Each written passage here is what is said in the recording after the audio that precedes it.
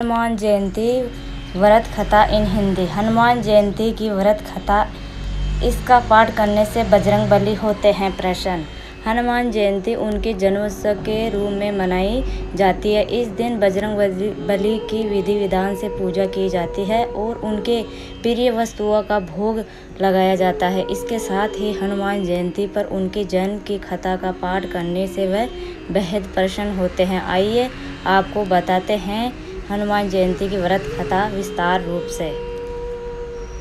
हनुमान जयंती चैत्र मास की पूर्णिमा को मनाई जाती है। इस दिन अंजनी पुत्र बजरंगबली का जन्म हुआ था। इस दिन हनुमान जन्मोत्सव और हनुमान जयंती के रूप में मनाया जाता है।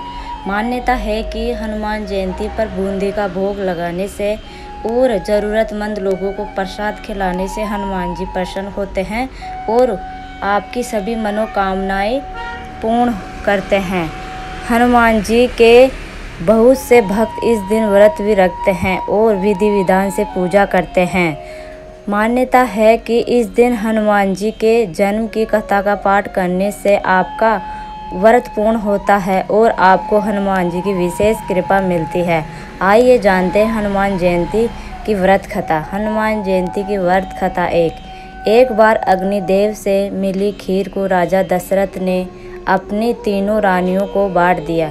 कैकेयी को जब खीर मिली तो चील ने झपटा मारकर उसे छीन लिया और उसे अपने मुंह में लेकर उड़ गई। उड़ते उड़ते रास्ते में जब चील अंजना माता के आश्रम के ऊपर से गुजर रही थी तो माता अंजना ऊपर की ओर देख रही थी और उनका मुंह खुला होने की वजह से खीर उनके मुंह में गिर गई और उन्होंने उस खीर को गटक लिया। इससे उनके गर्भ में शिव जी के अवतार हनुमान जी आ गए और फिर उनका जन्म हुआ। हनुमान जयंती की व्रत कथा 2।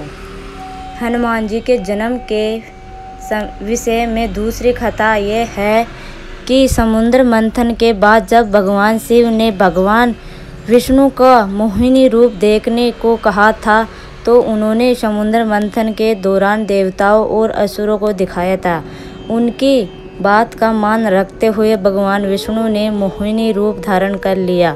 भगवान विष्णु का आकर्षक रूप देखकर शिव जी आकर्षित होकर कामातुर हो गए और उन्होंने अपना वीर्य गिरा दिया, जिसे पवन देव ने शिव जी के वानर राजा केसरी की पत्नी अंजना के घर में प्रविष्ट कर दिया। इस तरह माता अंजना के गर्भ से वानर रूप में हनुमान जी का जन्म हुआ। उन्हें शिव का 11वां रुद्र अवतार माना जाता है।